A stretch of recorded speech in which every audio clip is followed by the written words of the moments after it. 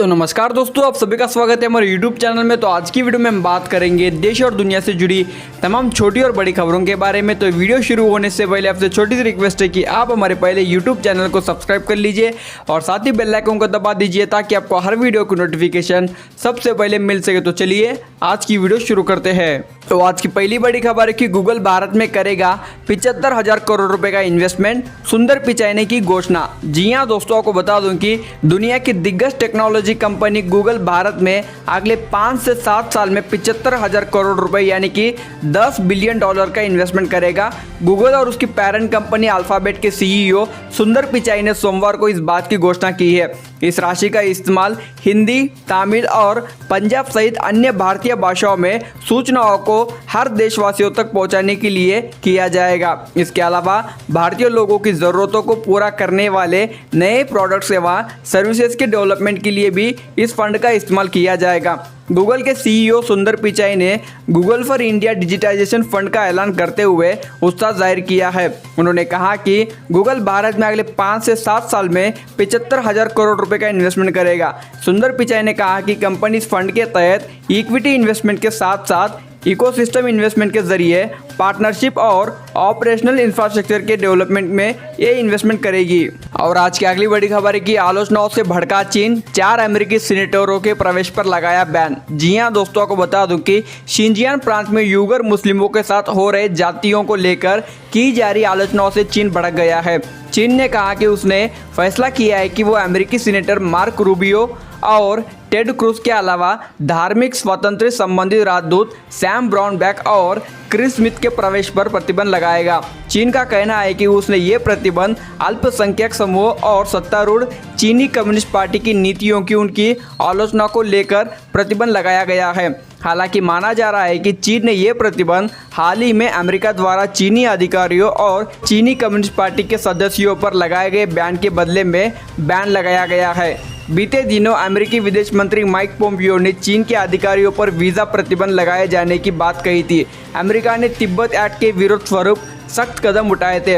हाल ही में ही अमेरिका ने चीन के शिनजियांग प्रांत में उइगर मुस्लिमों के मानव अधिकार हनन को लेकर चीनी कम्युनिस्ट पार्टी के 3 वरिष्ठ अधिकारियों पर बैन लगा दिया था। और आज की अगली बड़ी खबर है कि सुप्रीम कोर्ट ने अमरनाथ यात्रा को कोरोना के चलते रद्द करने के मामले में दखल देने से किया इनकार। जी हां दोस्तों, आपको बता दूं कि सुप्रीम कोर्ट ने अमरनाथ यात्रा के मामले में दखल देने और विचार करने से इनकार कर दिया है।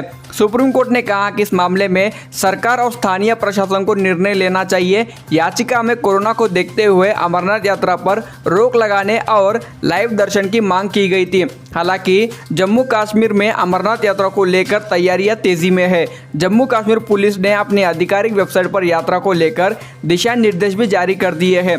इनमें श्रद्धालु से पंजीकरण के बाद ही यात्रा में आने को कहा गया है। इसके अलावा यात्रा में आने से श्रद्धालु को खुद को फिट रखने के लिए रोजाना सुबह 4 से 5 घंटे सैर करने की सलाह भी दी गई है। बताए दें कि इस बार अमरनाथ यात्रा अवधि कम रखी गई है। साथ ही श्रद्धालु को पवित्र गुफा में धूप अगरबत्ती की अनुमति नहीं होगी। और आज की अगली बड़ी खबर है कि कोरोना संकट के बीच अच्छी खबर, 40,000 फ्रेशर्स को नौकरी देगी आईटी कंपनी टीसीएस। जी हां दोस्तों, को बता दूं कि कोरोना संकट के बीच जहां तमाम कंपनियां छटनी या कर्मचारियों की सैलरी में कटौती कर रही है, वही आईटी की दिग्गज company Tata consultancy services TCS ने राहत की खबर दी है। टीसीएस ने पूरे देश के कैंपस से 40,000 फ्रेशर्स को नौकरी देने का फैसला किया है। पिछले साल भी कंपनी ने लगभग इतने ही फ्रेशर्स को हायर किया था और इस साल कंपनी की हायरिंग इस लिहाज से महत्वपूर्ण है कि कोरोना संकट के बीच आर्थिक संकट से जूझ रही तमाम कंपनियां छटनी कर रही है, लेकिन टीसीएस ने अपनी भर्ती योजना में कोई भी कटौती नहीं की है, जो कि एक अच्छी बात है। और आज की अगली बड़ी खबर है कि एचडीएफसी बैंक में भी गड़बड़ी, लोन के लिए प्रॉपर वे का पालन न करने का आरोप। जी हां दोस्तों, को बता दूं कि देश में मार्केट कैपिटलाइजेशन के लिहाज से निजी क्षेत्र के सबसे बड़े एचडीएफसी बैंक में भी अब लोन देने के मामले में गड़बड़ी की बात सामने आ गई है। बैंक के वाहन लोन देने वाली यूनिट में लोन के लिए समुचित दस्तूर के पालन न करने की शिकायत आई है और बैंक की आंतरिक समिति ने जांच की है। ब्लूमबर्ग की रिपोर्ट के अनुसार बैंक के व्हीकल फाइनेंसिंग शाखा में लोन के लिए समुचित दस्तर के पालन न करने और हितों के टकराव का आरोप लगा है और इसकी जानकारी बैंक की एक आंतरिक समिति ने जांच के दौरान दी है। इस खबर के आने के बाद सोमवार को HDFC बैंक के शेयर 2.26% टूटकर 1080 रुपये पर पहुंच गए थे। शुक्रवार को HDFC बैंक के शेयर का प्राइस 1105 रुपये पर बंद हुआ था। गौरतलब है कि इससे पहले PNB, येस बैंक जैसे कई बैंकों में लोन के घोटाले सामने आ चुके हैं, इसलिए ऐसी कोई भी खबर इन्वेस्टर्स और कस्टमर्स के लिए काफ़ी डरावनी जैसी बात होती है। और आज की अगली बड़ी खबर है कि अमेरिकी कंपनी क्वालकॉम करेगी जियो में 730 करोड़ रुपए का निवेश। जी हां दोस्तों, आपको बता दूं कि अमेरिकी कंपनी क्वालकॉम वेंचर्स ने रिलायंस जियो प्लेटफॉर्म में 730 करोड़ रुपए के निवेश का ऐलान किया है। ये 3 महीने में रिलायंस जियो को मिलने वाला 13वां इन्वेस्टमेंट है। इससे जियो प्लेटफॉर्म को 5G प्लान पर आगे बढ़ने में मदद मिलेगी। क्वालकॉम वेंचर्स अमेरिका के क्वालकॉम इंक का इन्वेस्टमेंट ग्रुप है। इस निवेश के बदले कंपनी को जियो प्लेटफॉर्म में 0.15% हिस्सा मिलेगा। ये दुनिया में लगातार फंड जुटाने का किसी कंपनी का अपनी तरह का पहला प्रयास है, वह भी लॉकडाउन और कोरोना संकट के दौरान। जिस तरीके से रिलायंस में इन्वेस्टमेंट की होड़ लगी है, उससे तमाम एक्सपर्ट्स हैरान हो चुके हैं और इस इन्वेस्टमेंट के साथ ही रिलायंस जियो प्लेटफॉर्म को मिलने वाला कुल निवेश 1,18,318 करोड़ रुपए हो जाएगा। जियो प्लेटफॉर्म और क्वालकॉम के बीच हुए इस सौदे से देश में 5G इंफ्रास्ट्रक्चर तैयार करने में जियो को मदद मिलेगी। दोनों कंपनियां कई साल से इसी क्षेत्र में काम कर रही है। और आज की अगली बड़ी खबर है कि CM बनने से सरकार बचाने तक राजस्थान संकट पर फिर से एक्टिव हुई प्रियंका गांधी वाड्रा। जी हां दोस्तों, आपको बता दूं कि राजस्थान में कांग्रेस की खिसकती सत्ता फिलहाल बच गई है। उप मुख्यमंत्री सचिन पायलट की बगावत ने मुख्यमंत्री अशोक गहलोत की राह पर रोड़े अटका दिए थे। हालांकि अंततः अशोक गहलोत ने अपना दमखम दिखाया और सचिन पायलट की बगावत के बावजूद 100 से ज़्यादा विधायकों का समर्थन दिखाकर सरकार बचा ली है। लेकिन सचिन पायलट की नाराजगी अभी भी खत्म नहीं हुई है। प्रदेश के दोनों बड़े नेताओं के इस टकराव को खत्म करने के लिए अब मोर्चा प्रियंका गांधी वाड्रा ने संभाल लिया है। बताया जा रहा है कि राजस्थान में जो सियासी हालत पैदा हुए है, उस पर कांग्रेस महासचिव प्रियंका गांधी वाड्रा अशोक गहलोत और सचिन पायलट दोनों से बातचीत कर रही है। दोनों नेताओं को प्रियंका गांधी का करीबी माना जाता है।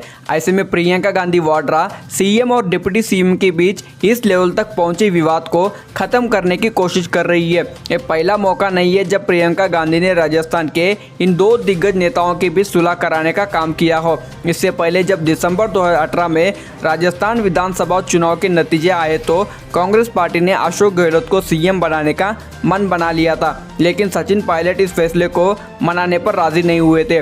घंटों लंबी बैठक चलती रही। अंततः राहुल गांधी के आवास पर अशोक गहलोत और सचिन पायलट से प्रियंका गांधी ने मुलाकात की और CM पर फाइनल फैसला प्रियंका गांधी ने दे दिया।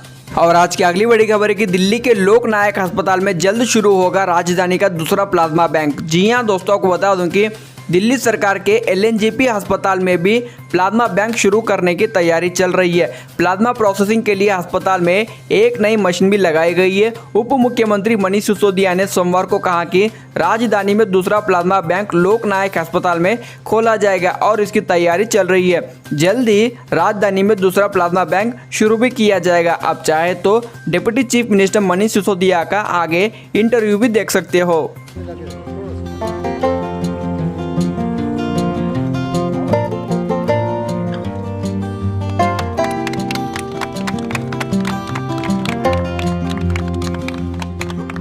एक और प्लाज्मा बैंक बनाने की तैयारी हो रही है। इसको जल्दी ही शुरू किया जाएगा और उसका मुख्यमंत्री जी उसका उद्घाटन करेंगे।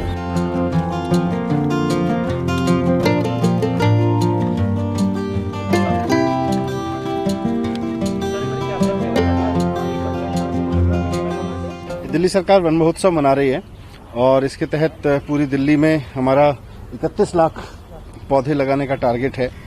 पिछले साल 15 लाख पौधे लगाने का टारगेट था, लेकिन हमारे वन विभाग की टीम और सारे विभागों ने मिलकर 29 लाख पौधे लगाए थे। इस बार भी हमारा अभी 31 लाख पौधे लगाने का टारगेट है और मुझे पूरी उम्मीद है कि हम इससे ज़्यादा ही लगाएंगे।